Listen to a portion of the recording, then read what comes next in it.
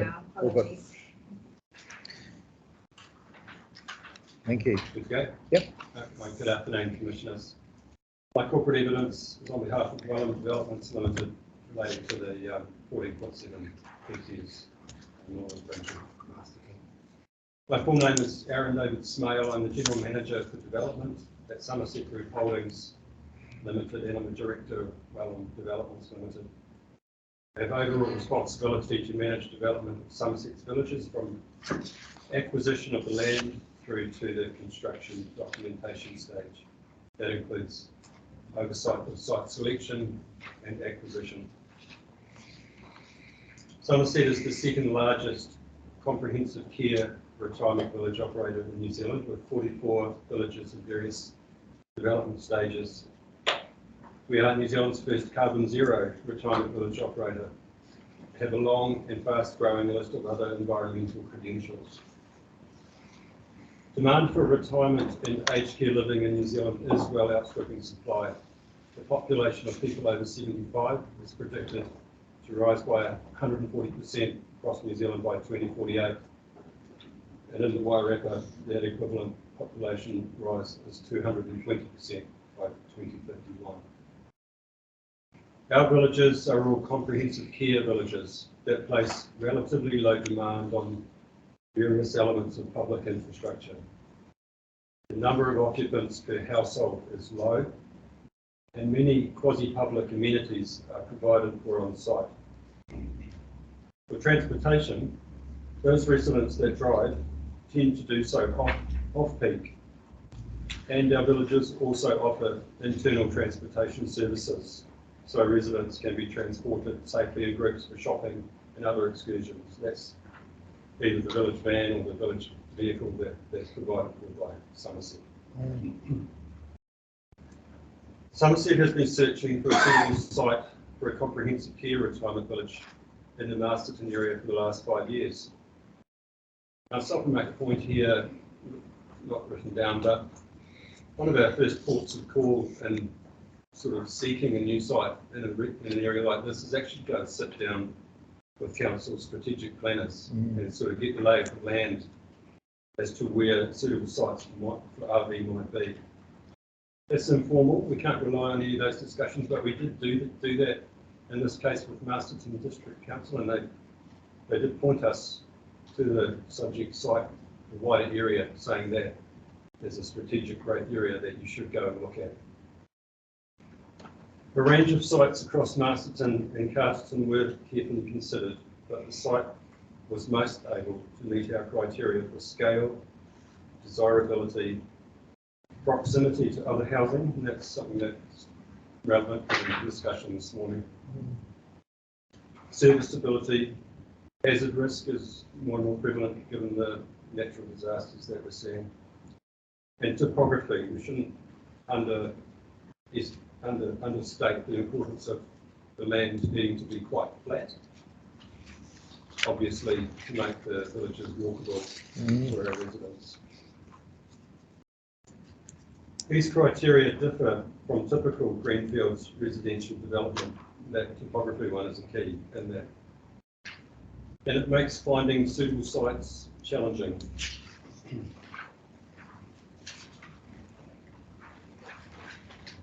The plan change will zone the site to primarily allow for purpose-built housing for the elderly and also provide some much-needed general residential land in Masterton. Somerset's comprehensive care retirement village will allow residents to age in place and remain connected to their community.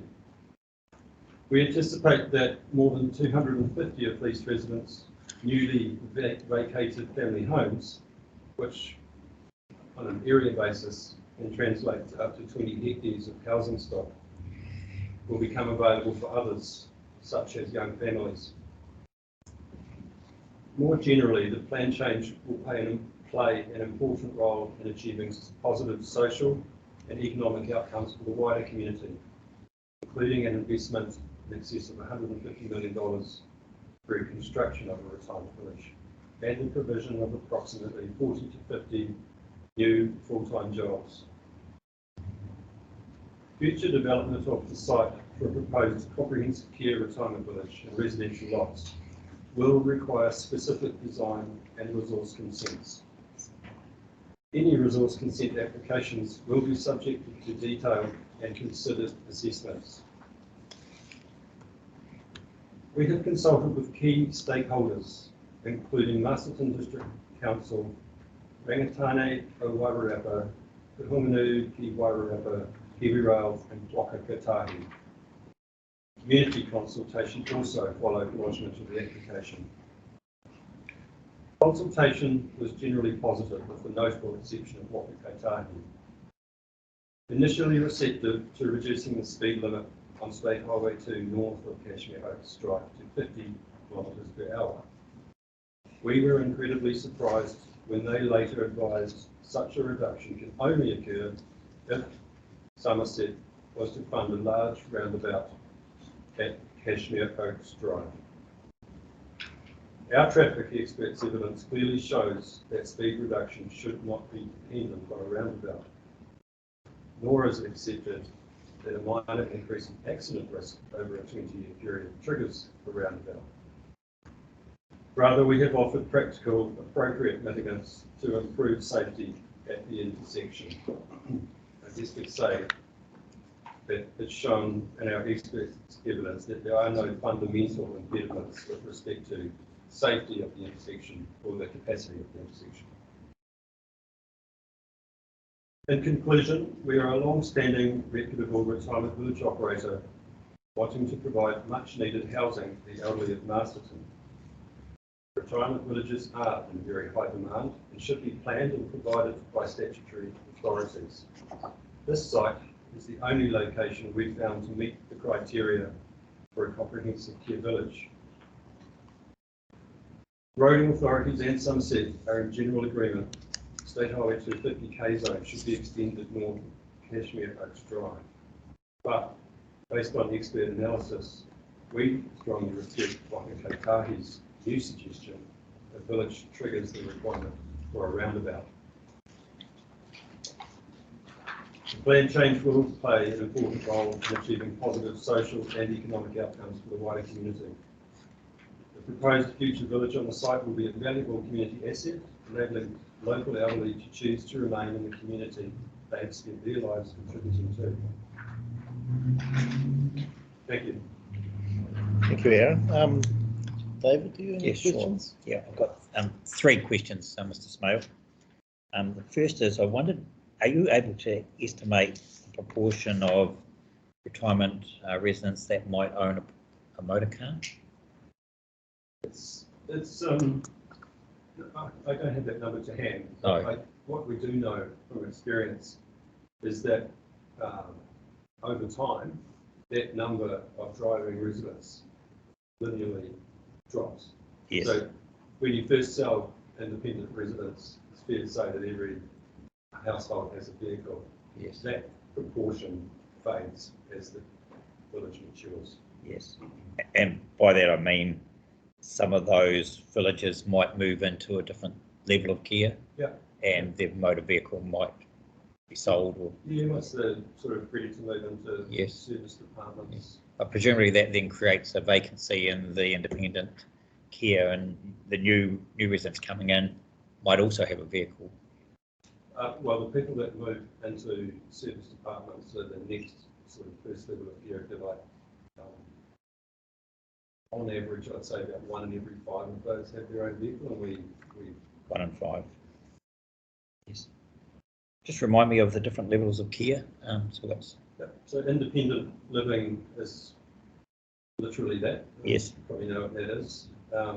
Service departments are people that are starting to need some help. Yes. With whether it be washing or cleaning.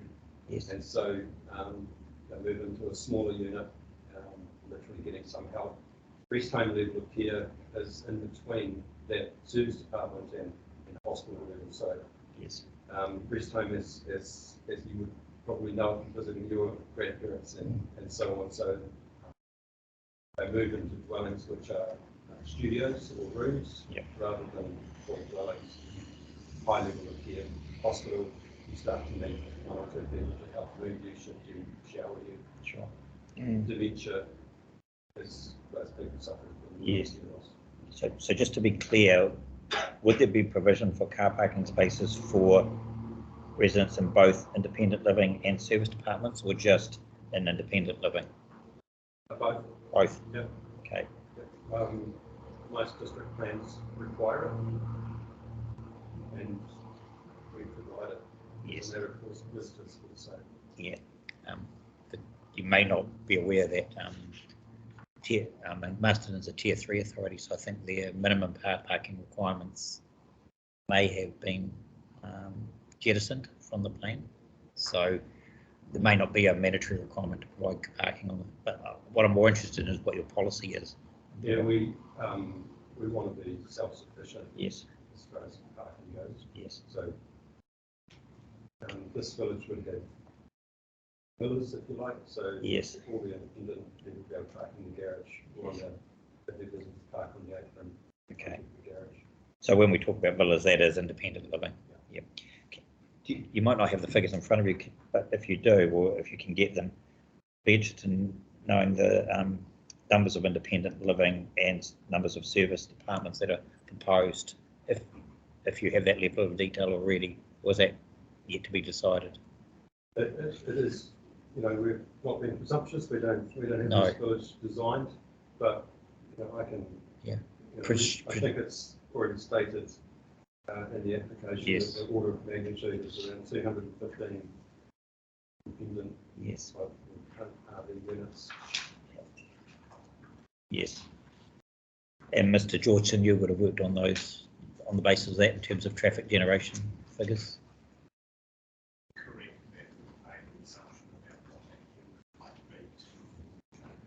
Okay, we'll come back to you on that.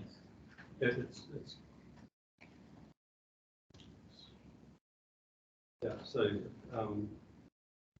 the application, I'm right in saying that the request was based on 215 independent living units and 119 care suites within the main building.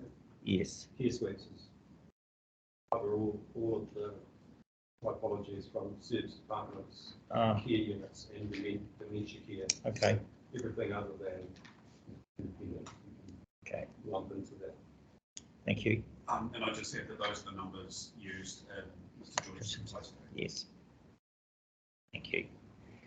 My second question, Mr. Mayor, is about the due diligence process that Somerset went through, and you've been on board for the last 7 years, I see, and so you said you started looking for sites around 5 years ago, and you talked about going off and seeing Marston District Council as part of your due diligence and being pointed at a strategic level to this general locality. Was there any further discussion about the zoning and what consents and what authorisations might be needed at that stage? It was certainly brought to our attention that it's a strategic growth area. Yes. It's already been discussed that those strategic documents are not necessarily formalised per se. Yes. But yes, the area was discussed in the context of it being a strategic growth area. Okay. And then, of course, you widened your diligence and talked to a number of other parties, iwi, Kiwi Rail and Waka Kotahi. You indicated that you got some initial positive reception from Waka Kotahi in terms of a likely speed reduction in the area. Yeah, that's sort of covered in a little bit more detail in my yes. main section. Right. Section 8. Yes. But in essence, the first meeting with Waka Kotahi, obviously we're presenting ourselves as a retirement village operator and they understand what we do. First meeting, the discussion was along the lines of that they could, inverted commas, fast track a speed change yes. in that location. Not soon after, we were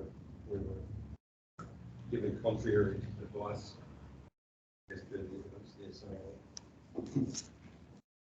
we need to build a roundabout.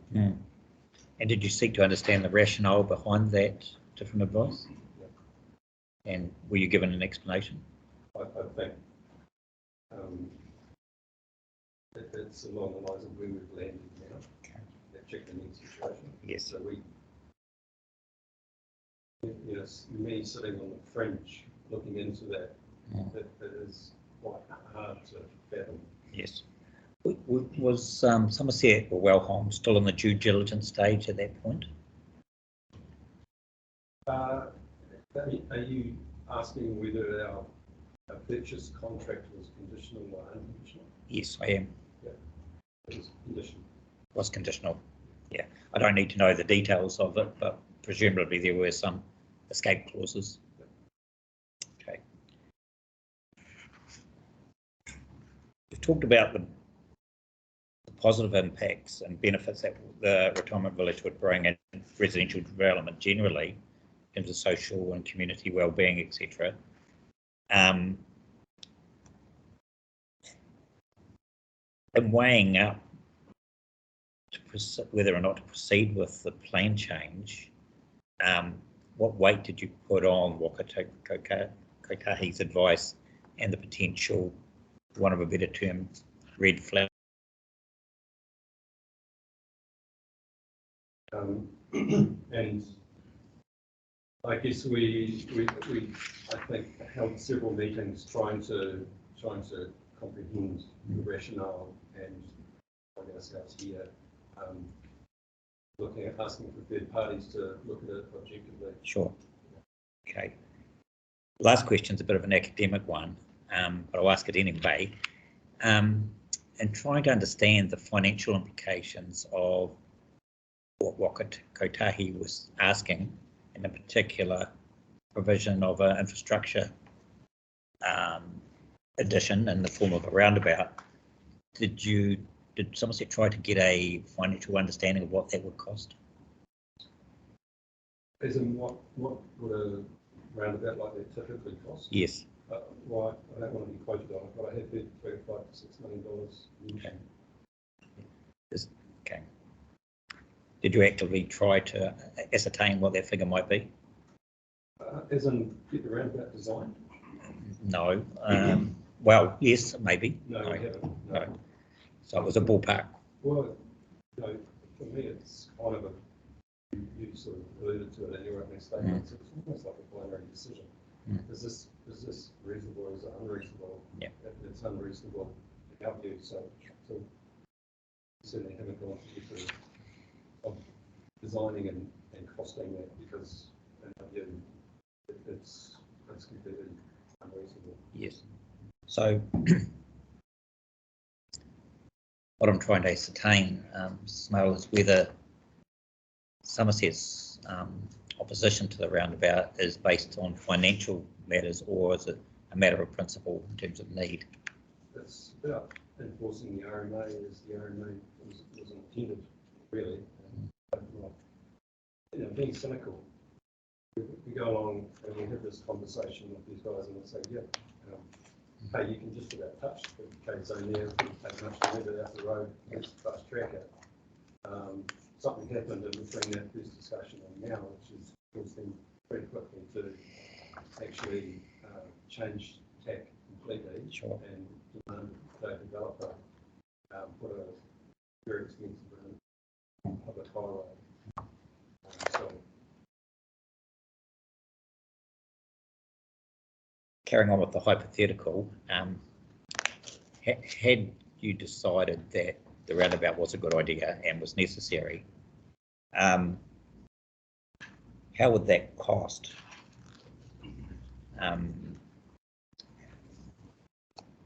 Equate to other sort of key elements in the development. I think you've talked about $150 million investment. $5 million. it's enormous. Yeah, it literally is enormous. Yeah. The margins. We've said that we need to get sites of scale up to 6 to 8 hectares. The reason for the scale is to get economy of scale, Sure. to pay for the communal and care facilities, which are loss leaders in a retirement village. Okay. So we're already working hard to make the economics work. Okay. To impose a $5 million extraordinary cost on that is hugely material. Yes. So 2.5% roughly of the total cost is just like, you believe that's a significant ingredient. Absolutely. Okay. Thank you for those answers. Yeah, just a couple from me. I'm interested in your 1.5 where you talk about providing many quasi-public amenities provided on the site. I'm familiar from my own mum who lives in Havelock North that quite often visitors the cafe at one of the Somerset villages and has lunch there with friends. Is that the sort of thing you're talking about? I'm talking about reserves. So reserves, okay. Reserves, libraries, swimming pools, all of those district-wide communities that the general public utilise, that our residents can use on site. Okay, so it's not having the public come in. No, it's more that the residents are very, very infrequent users of those public facilities because they've got it all on site. Okay.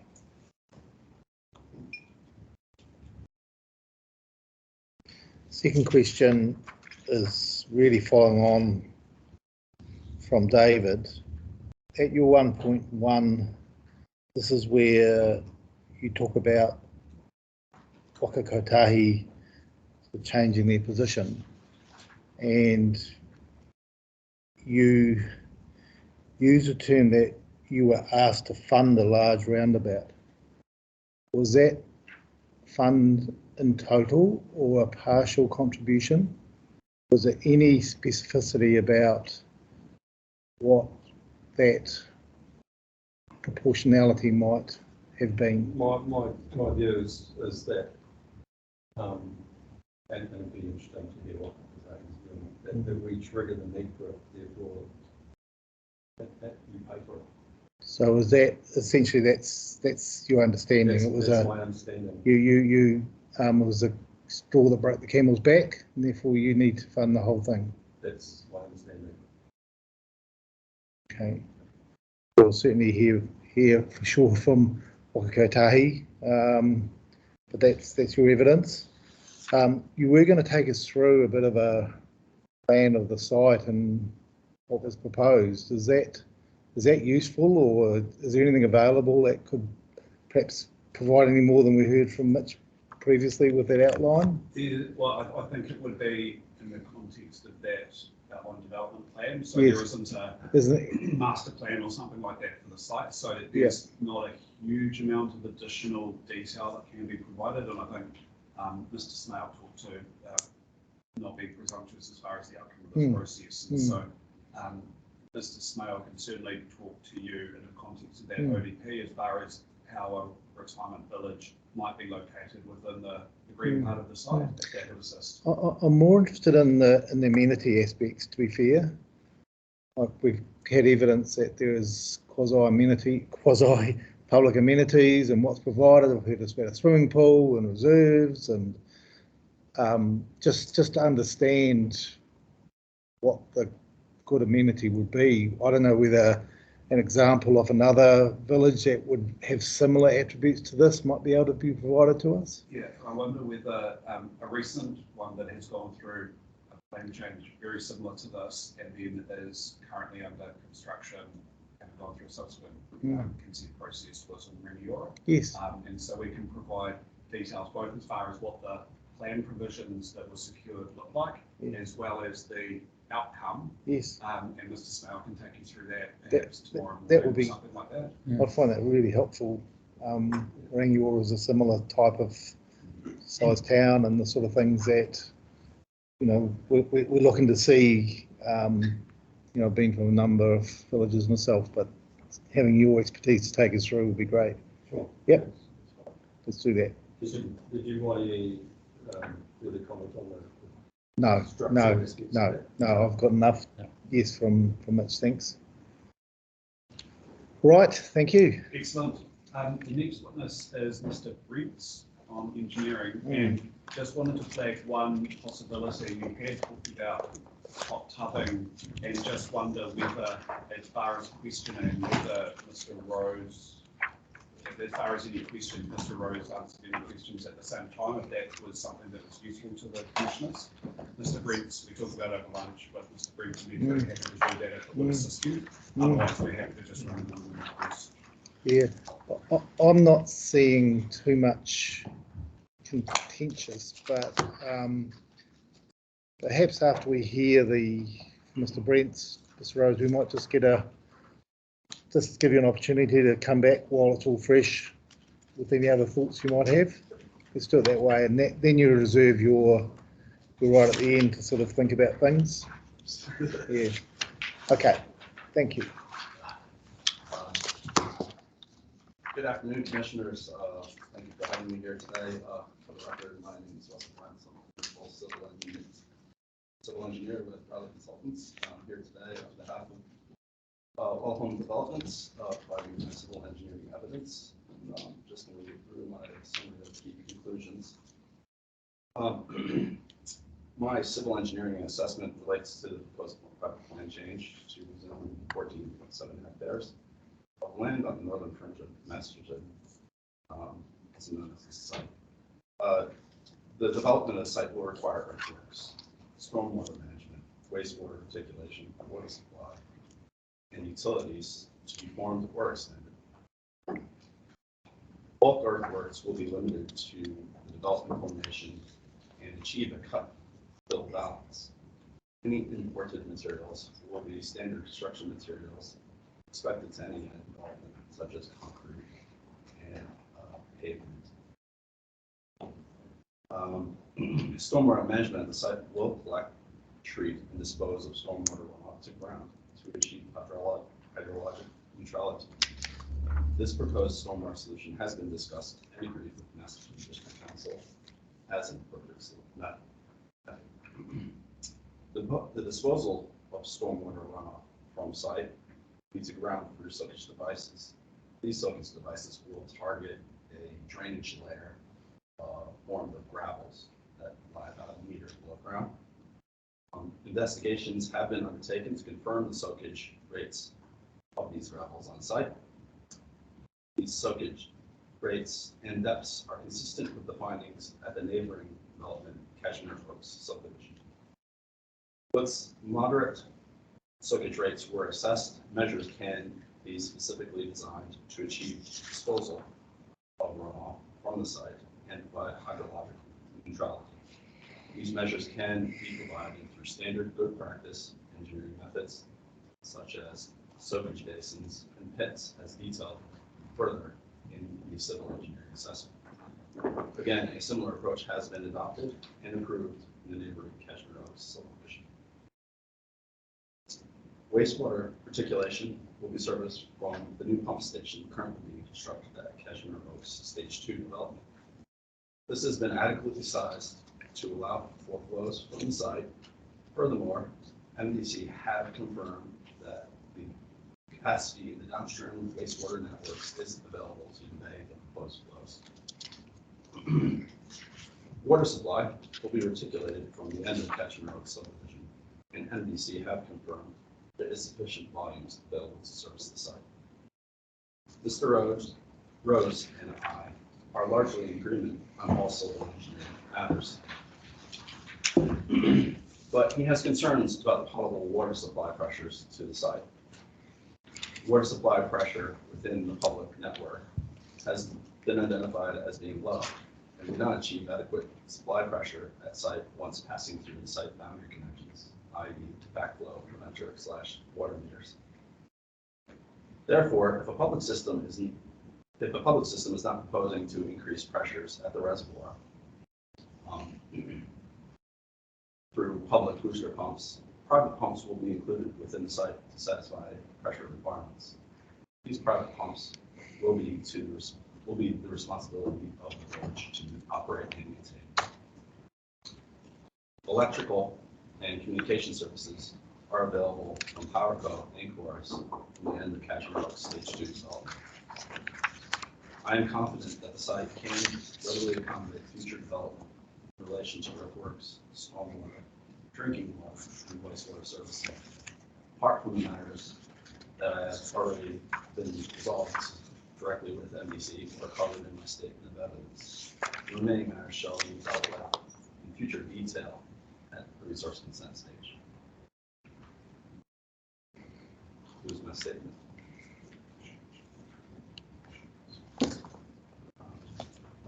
Yeah, and perhaps maybe just go back to the water supply pressure. There is a significant amount of water supply coming from the Tutuki Street reservoir, and that is fed by a very large 300-kilometer main. Any draw of these private pumps from that particular main has very little effect on the overall pressures within the network. They are low, and the draw does not have a significant.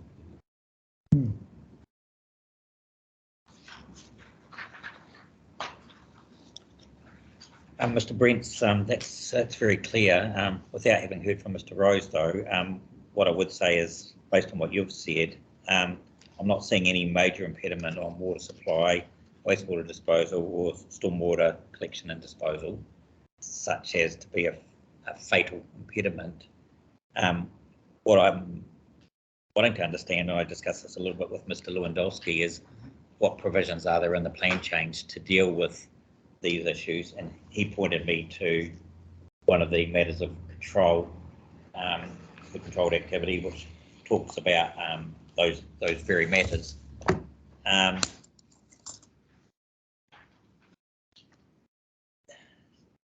So really, Yeah, so thank you, Commissioner, for that question. well, it's not. I haven't really. Sorry. That's a statement. Yeah. I mean, if there is a question, it relates to the matters raised by some of the submitters about the pressure of water supply and the extent to which that can be remedied. Obviously, it's a frustration already, and the concern is that future connections may worsen that situation, if I read the submissions correctly. And so you've suggested a solution about booster pumps at the reservoir to improve the supply, but it's not obviously on the radar of the District Council at this point. And as fallback position, you've talked about private booster pumps being put in place. Can you just explain how that would work? Sure. So for the development, what we would have is a private booster pump station after our connection, and that would be also after we have backflow preventer installed. So the backflow preventer is necessary specifically for the development due to its healthcare nature. Yes. So it's a high risk business when it comes to water supply. It's that they don't want any cycling coming from it. So that backflow preventer has a significant head loss to it. So the head loss is reduces the pressure on site. So Okay. so when the village development gets done, the actual pressure they would see if there was no booster pump would be significantly less. It would be, yeah, it would trickle out of faucet. Okay. Hence why we would need a booster pump to reticulate just normal pressures. And the building on site as well is larger than your standard unit. It's been identified that it most likely be sprinklered, so we have fire flows to deal with as well. And that's why we would provide a booster pump for our site. For the residences, yeah, and it's unfortunate that council doesn't have plans to improve the pressure condition. I believe it's probably mostly to do with that the pressure being low in the area is limited to just the people on the rise, just in that area there. And I think it's somewhere in the neighborhood of maybe 50 lots that are seeing these really low pressures. I think I can see from the design of the network where the issues come from. Essentially, the reservoir on Tutuki Street is a large wooden tank, soon to be replaced with new plastic PE tanks. it's essentially fed by this 300 mil main from a bore off-site about twice a day. So essentially what it does is it pumps up, say, overnight and fills the tank up, and then the residents draw down during the day. And it pumps up again around lunchtime. And it's not so high, and we'll draw down in the evening load. Effectively, the head in the network doesn't decrease very much at all through that process. The issue with adding a booster station to the 300 main itself is that it works in two ways. So you would likely have periods where pressure would be very, very low, and then you have pressure where the pressure would be RI. So it complicates the network a bit more. Probably the best solution for the residents might be that off of each branch servicing Cashmere Oaks and the other joiners would be a separate pump station owned and maintained by council, obviously. I think the issues that I could see council having with that would be availability of land to put the pump station on, and then the sheer number of pump stations due to the multiple branches on that particular main. And furthermore, it's probably the capital expenditure in the first place, and then the ongoing cost to maintain those facilities. There are private solutions, though, as well, that could be entertained by those residents if pressure is so poor. But yeah, that's the best advice I can offer at this point. So is the pressure a function of the level of the reservoir or tanks solely, or is it also a function of the topography in terms of not relying on gravity? Yeah, it was both. Both. So it's a level. The tank is, from what I could see, I didn't actually visit. I didn't want to intrude on the neighbors next to the tank, but from what I can tell, the tank's only probably runs about a meter of head, and it's being situated at or near the higher point in that portion of town. So its topography, where it's placed, is giving you that overall static head. Small fluctuations are just due to the water level sitting in the tank itself. The tank has quite a large volume of water, so it draws down relatively slowly, but that level within the tank is very low. The council could consider in the replacement of the tank, but I understand they already have purchased new tanks, putting a taller tank in, but from my just visual look at where it's located, I'm sure the residents of the next to that particular tank would take issue with that. Okay. Because the tank would have to provide a significant improvement to be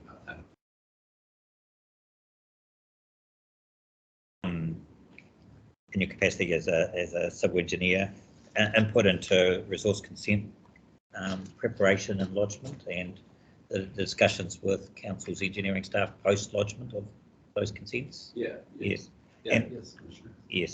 And so in your experience, would you expect these matters to be dealt with at the resource consent stage, either subdivision or land use? Absolutely, it's something I regularly deal with.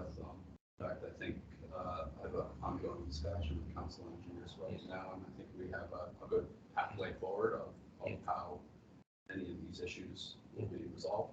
And would the solution be nominated as a condition of consent, or would it follow after that in terms of detailed engineering design? What's your experience and expectation in that? Can occur in both cases. Typically, in resource consent, you will find such conditions placed on it, maybe a consent notice that, say, development needs, each house needs a private pump station or something like that. Other methods are just delegated to the engineering approval process, which is a delegated authority given to council officers. And through that process, we work to the standards with within New Zealand. Yes. The overlying document being NZS 4404, which makes references to other New Zealand, Australia, and standards from abroad as well. Yes. Most notably, I think, as commented by one of the commenters or local commenters, was compliance with NZS PAS 4509, which is the firefighting code. Yes. Now, in specific water supply reference, that code is referred to in NZS 4404. That's a requirement for us to meet our engineering designs. Yes. To meet that standard, so you would not get engineering plan approval in construction without showing compliance with that. Yes. What about, I'm aware that in some instances developers and councils enter into private development agreements. Have you got any experience with those, and any comment on its relevance to this matter? Yes, well, just sorry, I left out that in the district plan, NZS 4404 is referred to. Yes, Mr. Lewandowski had mentioned that. Yeah. Twice, both at land use and subdivision. Yeah, and also that's in our consultation with district council engineers. That is the primary document that they use for design. So yes. Yes, I have been involved in such requests for private works with council. Yes. Taking on board, and again, typically it is a process where we are working to buy that council asset. Yeah. We usually do it only if I guess there's no motivation by council themselves to undertake the works. Yes.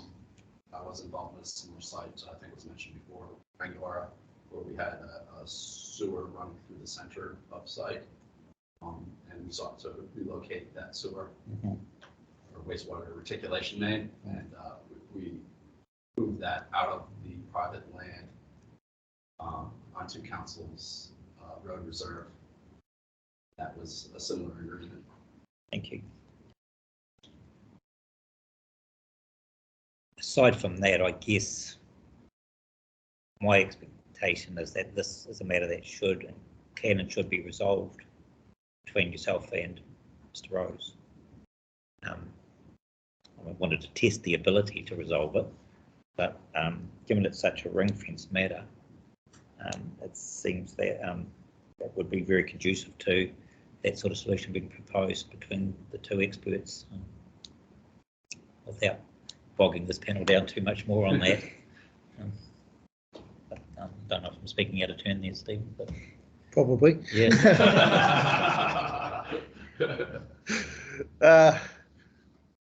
You finished. Okay, thank you, David, and thank you, Russell, for your clear evidence. When we were on site, we couldn't sort of work out where the catchments were flowing and whether there was a stream nearby and what was happening with water flow, both for Cashmere Oaks and this site. Is there a stream to the north, or how do the flows go? So the flows flow towards the west. Yes.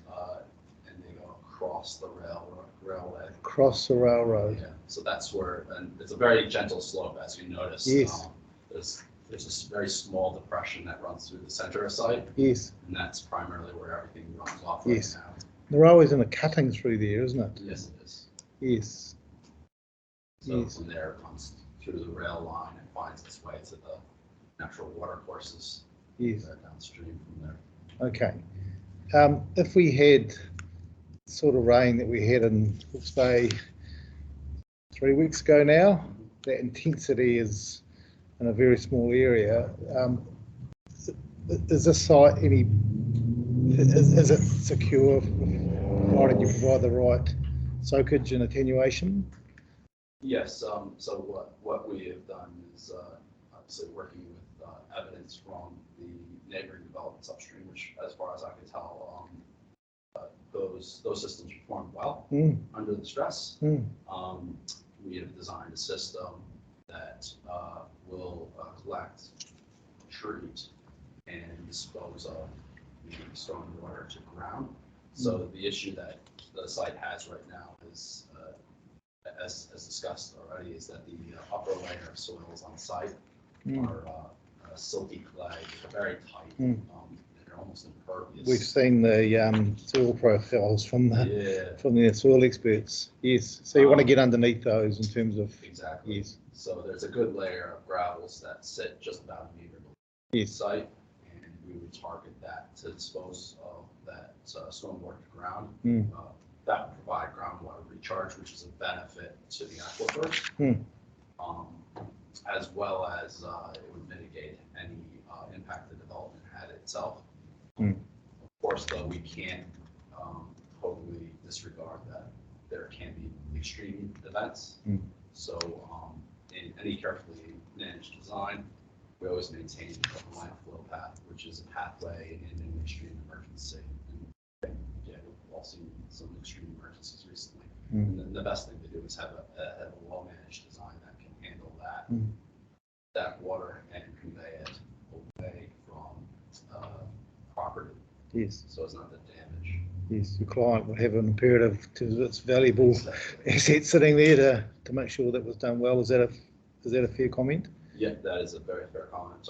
Yeah, I think as an engineer, my duty is to make sure everything is safe. And yeah, having a site that floods out and puts its residents at risk is not doing my job in a safe manner.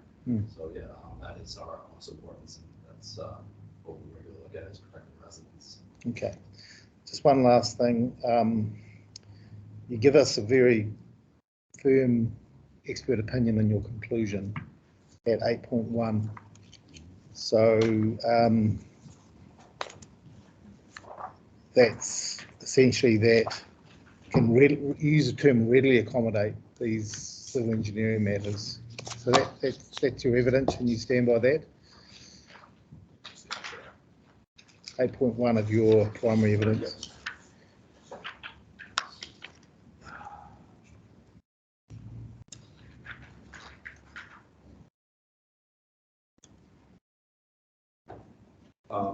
Yes, that is my opinion, and I believe the development can be readily accommodated by the local infrastructure.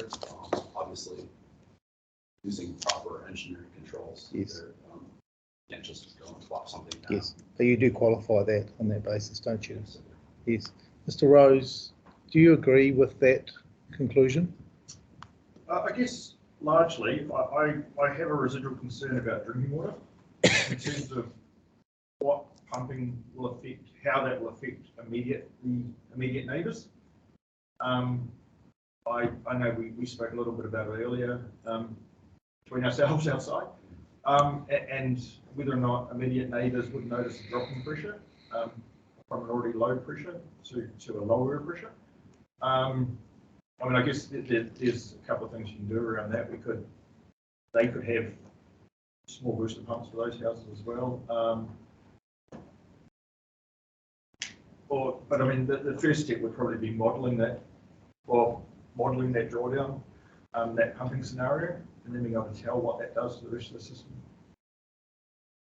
Yeah, when we approached council, we asked for any relevant modeling. Unfortunately, there was no model available for us to work from, and that's usually, council has the best understanding of their system.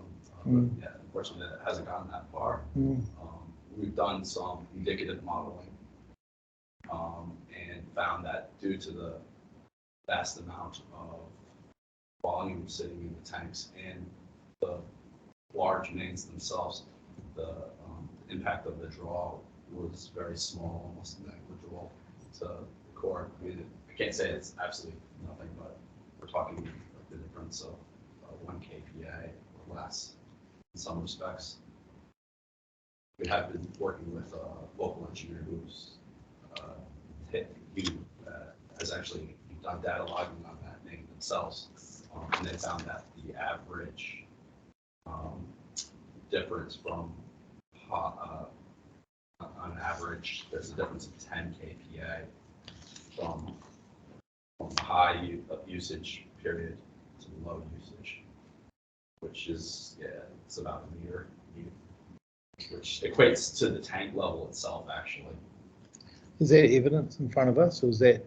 That's evidence that I got very late. I can submit it. Yeah, we can't really take it on board, Yeah, but certainly an issue for us is the offside effects on neighbours who are already saying to us there's some low pressure concerns.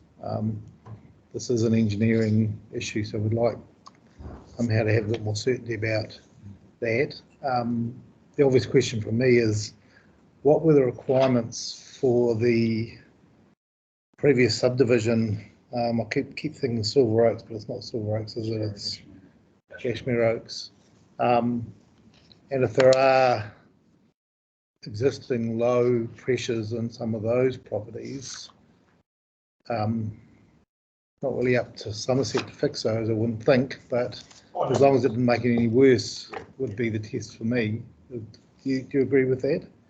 Yeah, I do agree that they do have the existing pressures are low from the data I got from the other engineer. Yes. Is there, I'm interested to know where the Titoki Reservoir is geographically. Can we see it on a map somewhere or on Google Maps? Yeah, it's in my evidence. I don't know if I can beam on. I actually have it up on the you can do that. You probably can't beam on here, but George might be able to. Do you have the Council GIS? Or the evidence. Page 14 of your evidence, or Mr. Brent? Brent's evidence. Yep, so the beginning of Appendix 2. okay. Yep. All right. Could we actually, Georgia? Could you find that it's in?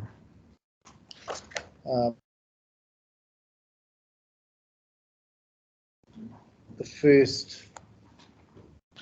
first map, and just bring that up for us so everyone else can see what we're talking about. It should come up on the screen here too, shouldn't it?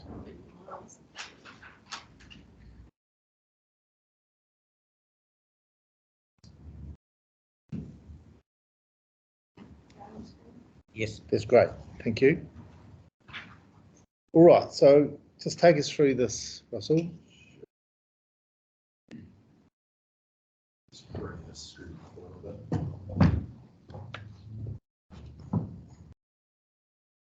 All right, from the map that you can see here, this is this is a snip from GIS, our maps or services. Yes. You can see the Cashmere Oaks Stage 2 subdivision to the west. Yes. The proposed mixed-use development to the north. Yes. And this blue line right here is the trunk water main, comes up here and services Titoki Street water tank, Yes. which is currently a timber tank, Yes. very low line. So essentially what happens is a pump from bores in town pumps up the main and fills the tank. These are usually during off-peak hours. Yes. Then once it reaches a level, it draws down and feeds this development and the rest of town over here. There's also an off-take over here that goes to another tank up at Manuka Street, and that services this upper catchment, because obviously these guys, if there isn't sufficient pressure here, the people right next to this water tank wouldn't have any pressure. Yes. So there's a second water tank over there, which has a similar head issue, which I'm considering the Aravita development would have a similar issue that we would likely have. So they both take from that big main and they fill up and then draw down likewise. And yeah, the pressure drop, the data I've seen, is about a meter or so, which equates to the head within the tank itself. Okay. So tell us about where the areas in Cashmere Oaks where the pressure's low. Is it on that higher piece of land So here? Yeah, so this property right here seems to be the highest, but just looking across the site, there's probably, 4 1 to 2 meters of drop across from this property down to here. So effectively, all of these properties would be seeing similar effects. The solution that I could see is there's a branch right here that services a good portion of the development. It's a 150 millimeter. A public pump station could be put in over here, but then it would be pretty limited to what it would service, because up over on this end over here, there's another branch that would need a similar pump station as well. Pump stations need to be above ground. They need to be on public land, and they need capital expenditure to install and rates to pay for their operation and maintenance. Yes, but that's the business of council, isn't it? Exactly. Yes, and that's paid for by someone, which is the people using it through rates. Yes, so it's nothing unusual in keeping pressure up to households, is there? Yeah, it's the general requirement. So that being said, the pressures in the network are around 210 kPa or 21 meters at a peak. The firefighting standards still would be met within the mains within this. So if you needed to, for whatever reason, there was a house fire anywhere here or a fire of anything, you would be able to meet the firefighting standard. Firefighting standard requires that 60% demand that you were able to draw from 2 hydrants, 12.5 liters a second, with a drop no less than 100 kPa or 10 meters.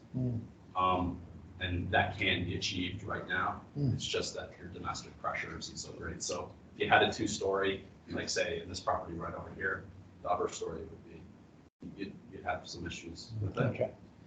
Can I just take, so for the Welhom development, you'd come off the main somewhere around Cashmere, Oak Stage 2 with another line?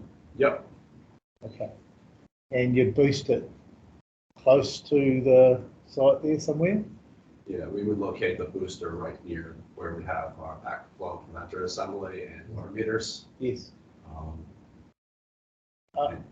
Are there any economies of scale of putting a booster pump further up towards the Titoki Street? Does it work like that, or is it better to have your own system? And I think, Commissioner, due to the nature of how this main runs, so it runs in 2 directions, so it pumps up and it draws down. Having a boost, because the booster would only go in 1 direction. Yes. So it would only pump down. Yes. I don't believe that's the best solution for it. You'd have to take it from the branches. So there's a branch here, there's a branch here, and then there's another branch on Cashmere Oaks. Yes. So right there, if we were looking at just a straight public solution to the matter, you'd have 1, 2, 3 public pump stations. Okay.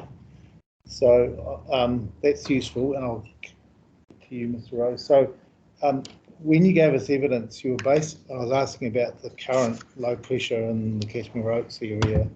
You're quite equivocal that you didn't think there'd be any material decrease in their level of service with this development being proposed by Welhom. So that's your evidence, as I understand it?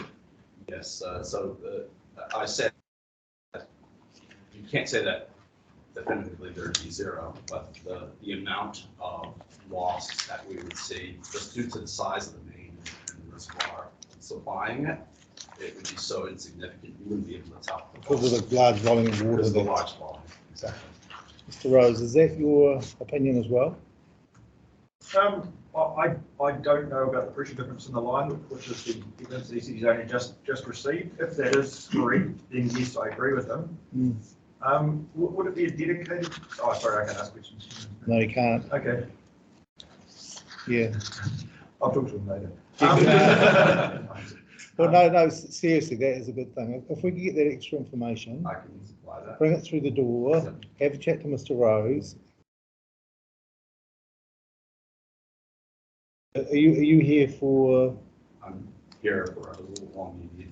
Yeah. Is that, so if that's available, perhaps we could get that, share that, have a chat, and we could take it from there? Yeah. Is that okay?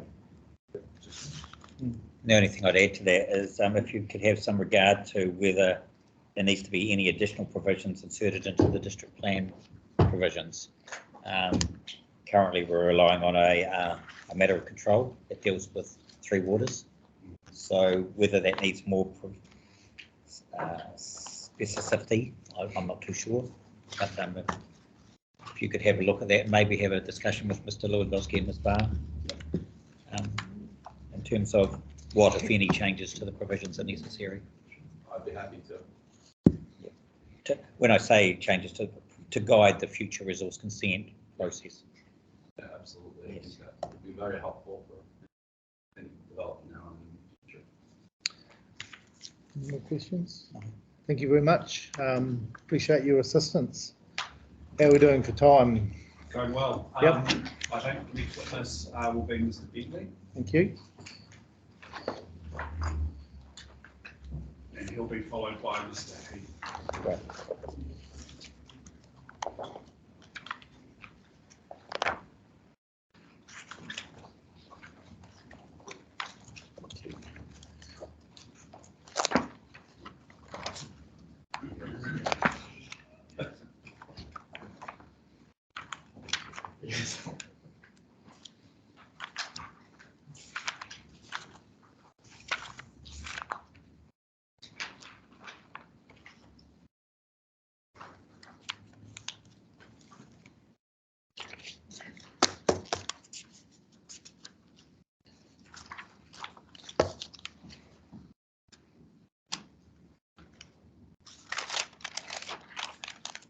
Okay.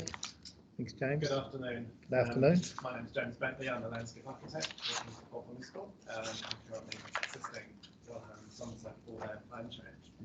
I've provided a full statement of evidence, and I've got a summary evidence that I'll read out to you now. Great, thank you. My landscape visual assessment relates to the proposed plan change to rezone approximately 14.7 hectares of land on the northern fringe of the Masterton Township, referred to as the site. Outline development plan has been prepared, which illustrates what the development of the site could look like. The plan change will facilitate a logical extension to the Cashmere Oak subdivision to the south, which would adjust the rural-urban boundary to the north of the site. The local area, including the site, is identified as an area of potential change in the future as a result of the urban growth in Masterton. Due to both of these factors, the plan change would not entirely change the border characteristics of the area due to this area's state transition. The proposed residential development, including provision for retirement village, will initially create moderate adverse landscape effects during the construction phase, as well as a change from rural to urban character. Over time, appropriate landscaping and planting will assist any development to integrate into its landscape setting. Due to the location of the site and its reasonably limited visibility from nearby houses, and I'm assuming that you said that yesterday during your site visit, including those off State Highway 2, adverse visual effects are considered to be low or very low. The properties under construction within the Cashmere Oak subdivision that adjoin the southern boundary of the site will gain views of the proposed land use change, although these, like the plan change, are part of an emerging pattern of development in this part of Masterton. The provision for a taller main building located within the centre of the site will be up to 4 metres higher than the surrounding permitted building heights, up to 10 metres. Due to its distance from the surrounding houses, only the top part of the building will be visible, if at all, from most locations. Further, under the present rural zoning, there is allowance for non-residential related buildings to extend up to 15 metres in height on the site. Any residential buildings located along the boundaries of the site will be set back at the appropriate residential zoning distance, 5 metres from the front boundary and at least 3 metres from other boundaries, and 3 metres for all boundaries when considering a retirement village. And they would not exceed the 10-metre height limit. Planting within that space is highly likely to occur, especially under the retirement village scenario. The overall character of the combined buildings for both scenarios, either with retirement village or without, as experienced on the street, would be similar and predominantly urban in character and form. The original change resulting from development of the site as a residential zone to the inclusion of the recommended provisions for the interface of a retirement village with external boundaries would be acceptable in this location. Concerning private use, the visual effects demonstrates that this site is located within a reasonably discrete part of northern Masterton. Limited visibility from adjacent houses has been assessed with their adverse visual effects considered to be low or very low. Landscaping and street trees will provide a level of residential amenity that will assist to break up the built forms. And along with a retirement village, obviously open space associated with that will be integrated into that development. The Council's landscape and visual expert, Ms MacArthur, generally agrees with the findings of my assessment. However, Ms MacArthur recommends planting up all boundaries of the site, where only the northern boundary of the site is recommended to be planted in my view. And that's primarily to soften the visual interface between the built form and the rural zoning beyond. And I also like to say that the aspects with that Ms MacArthur recommends planting up all the boundaries is effectively on maintaining a sense of rural amenity, and rural amenity is more than just planting, it's levels of openness and that sort of thing. So I disagree with this approach, as this could lead to a greater disconnect between residential areas and provide a level of ongoing maintenance that may cause issues through crime prevention, through environmental design, for example. But essentially what I'm trying to do is to encourage integration of the proposal with its local context. So in concluding, I consider that the plan changes proposed by Welhom is appropriate in this location as it will fit into the existing landscape context of the area and is adjacent to similar types of development. The additional height allowance for the main building associated with the retirement village would not have any visual impact over and above the main development, being either not visible at all or not prominent when viewed from any point of view on the site. Thank you, James. David, do you have any questions? Yes, Mr. Bentley, two questions from me. The first one concerns the outline development plan. You've talked about your involvement in the private plan change and preparing the landscape and visual evaluation and the graphics that go with it. To what extent did that inform the outline development plan? In terms of the division between the... But in terms of the division between the red and the green, and also the location of the 14-metre height area. It was influential, I think, in terms of where certainly the 14-metre height building part of the site is proposed to be. Essentially, it's centrally located, so it's as far as possible from adjacent land areas. The site is also sort of not, it's got a relatively low level of sensitivity. It's not an outstanding landscape, high landscape quality. It does have a level of amenity, of course. So the level of development between the retirement village and the proposed residential area, private residential area, was slightly immaterial in my thinking.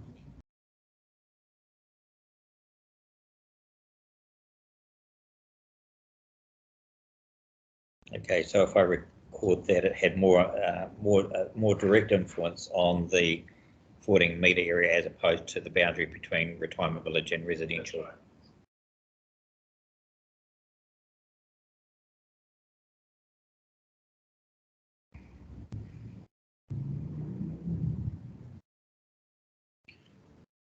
Second question is about boundary planting, and I understand the rationale that you're speaking to in terms of planting along the the northern boundary compared to, say, the southern boundary, trying to soften the exposure on the northern boundary and encourage integration on the southern boundary. I wondered whether there was a case on the western boundary for a similar treatment with the northern, based on the rationale that you've given that there is an interface between rural and proposed residential there. Had you given that? Western or eastern? Eastern, sorry, eastern. Eastern.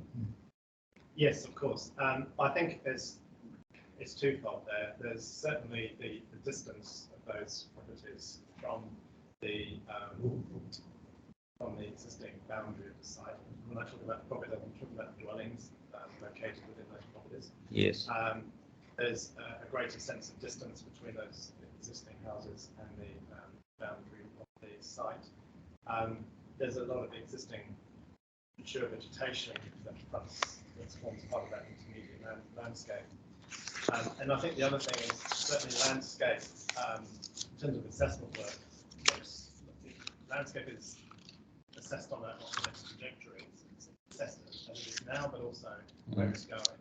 And certainly within the proposed district plan, there is a sense that this is part of the future zoning area. So it was essentially making a decision around the fact that there will be planting to some extent along that boundary that will be within those private backyards of those properties. Planting is one response to getting some community, buildings, offsets, and openness contributes to that. Okay. Any planting that is along the eastern boundary, though, won't be mandatorily required, though, will it? Not mandatorily, no. But it forms part of the landscape plan that will be considered by council through the consent process.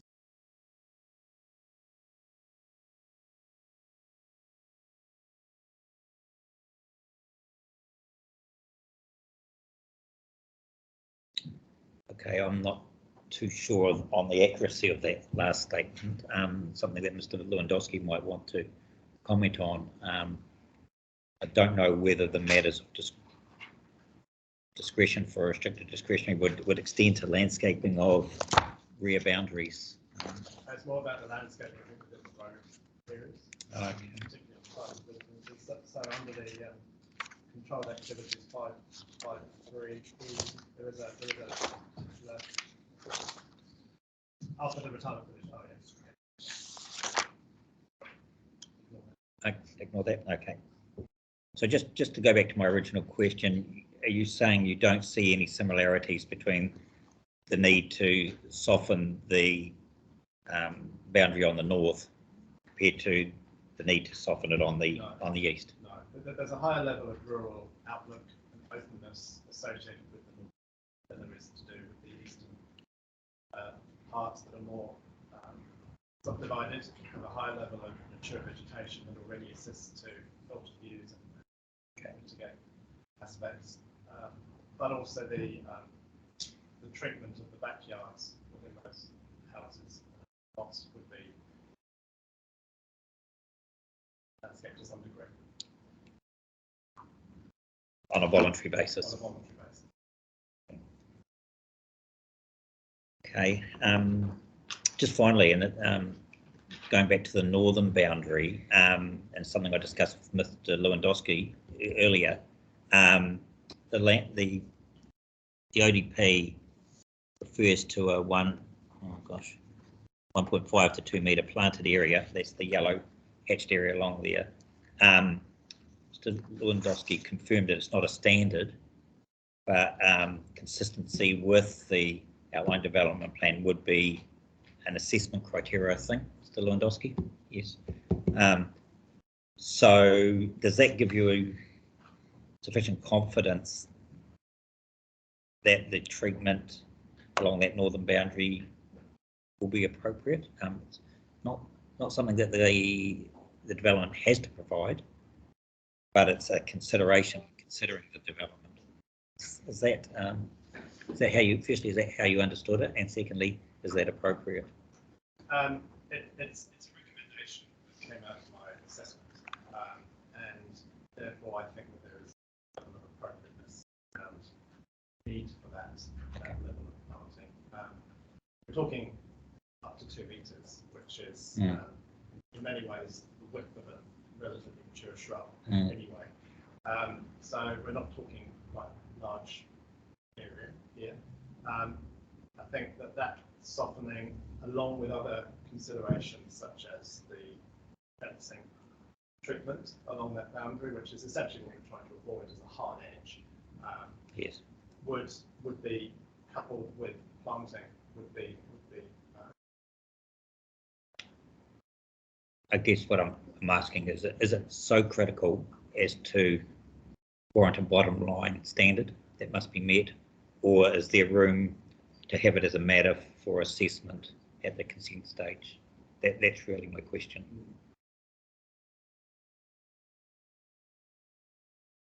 Matter for assessment. Thank you. That's all from me. Thank you for that. Getting a lot of beeping going on. I might be able to turn that off. Is that just people coming and going, perhaps? It is probably emails coming through on my laptop. Oh. Shut Outlook. We can actually see your emails here. Shut Outlook. Unless you want to know about a Surf Life Saving Club. Okay. Just close the whole Outlook room, sorry. It's okay. Doesn't seem to want to close, does it? It's not a problem as long as we know what it is.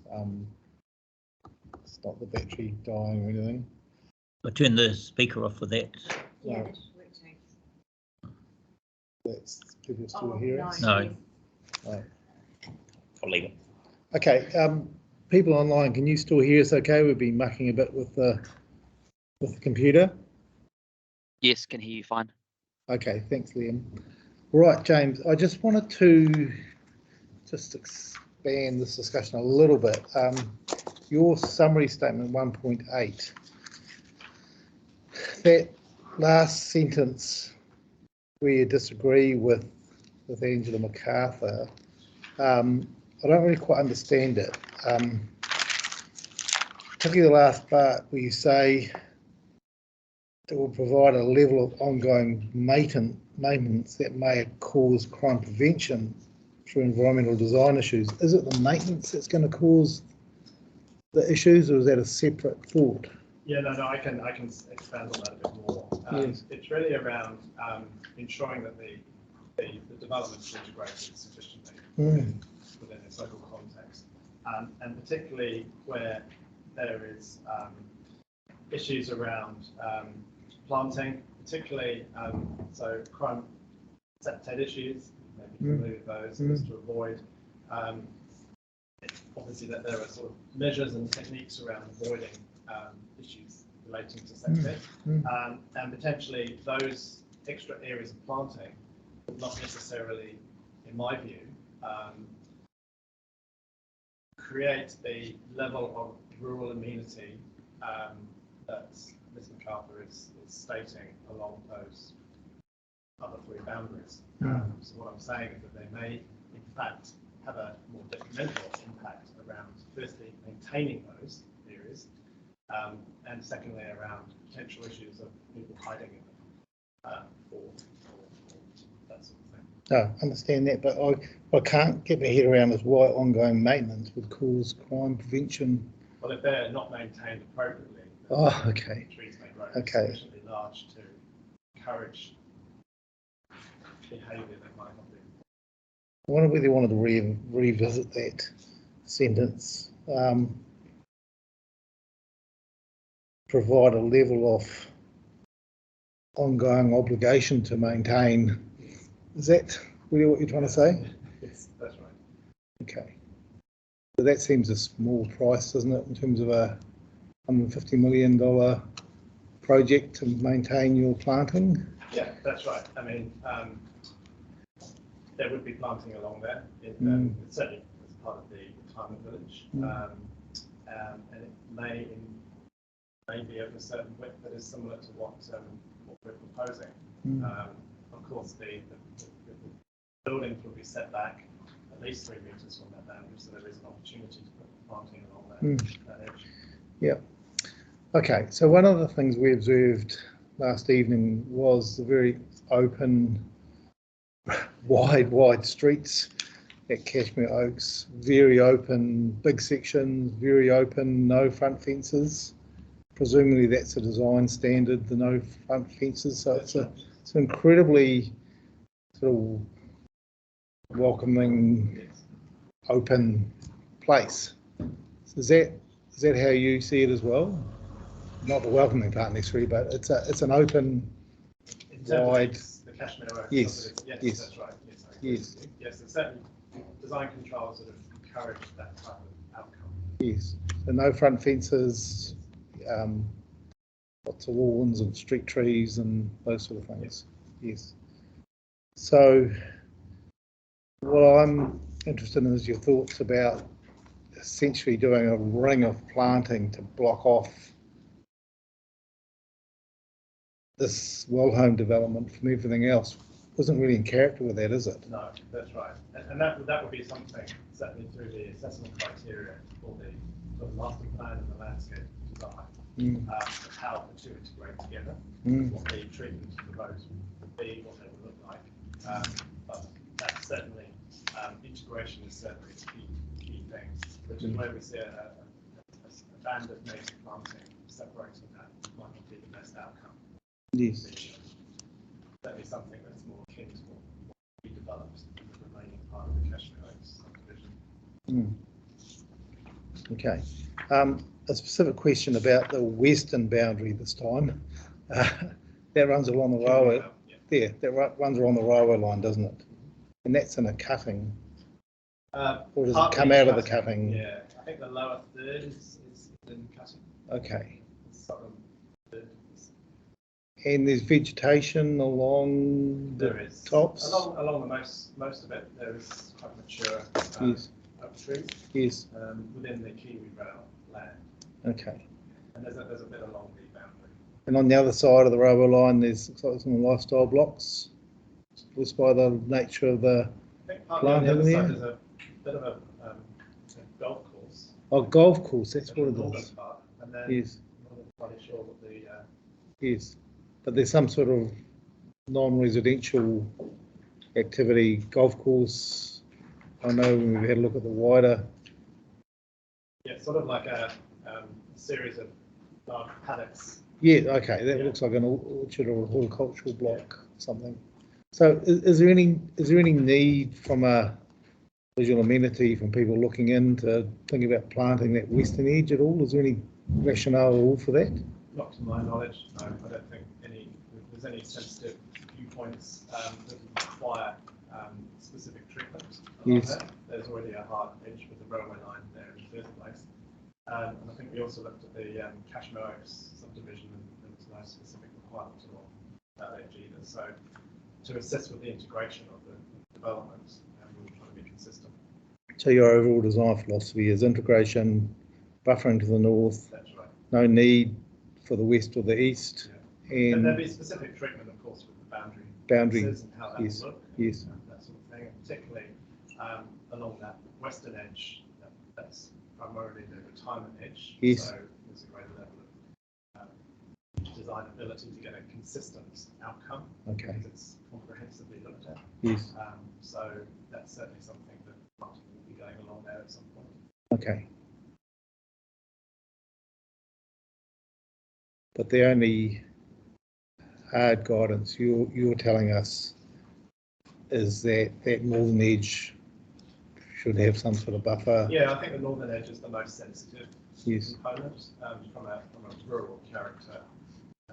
Okay, all good. Okay, I'm wondering, not putting on the spot, Ms. MacArthur, but your recommendation, I think, is to plant the whole boundary, isn't it? Or is that, have I picked that up wrong? Okay. My recommendation was the east and the southern. The east and the southern, not the railway line area. Okay, but yes, and we'll hear from you at the end of the hearing. But just hearing from Mr. Bentley, nothing's changed your mind in terms of that, and the reason that you want to see the planning is to hide the development. Is that essentially from those boundaries? The buffer.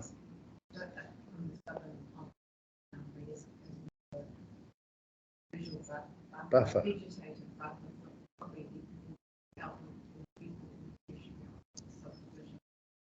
Okay.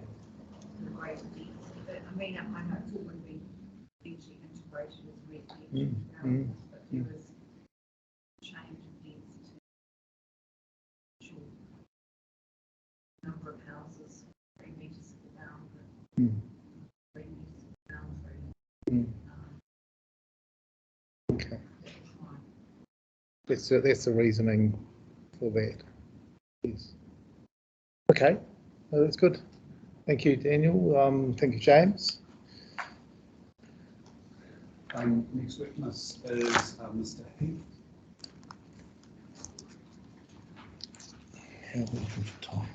Three o'clock. And again, we've got a very short summary statement from Mr. Heath that he'll speak to, and then. Yeah, well, I think we'll take a break just for a quick pit stop. Probably only 10 minutes or so. So I'm looking at, what's the time now? Someone tell me? Just on 3. Let's come back at 10 past 3, grab a quick cup of tea, have a quick comfort stop. We'll continue after that.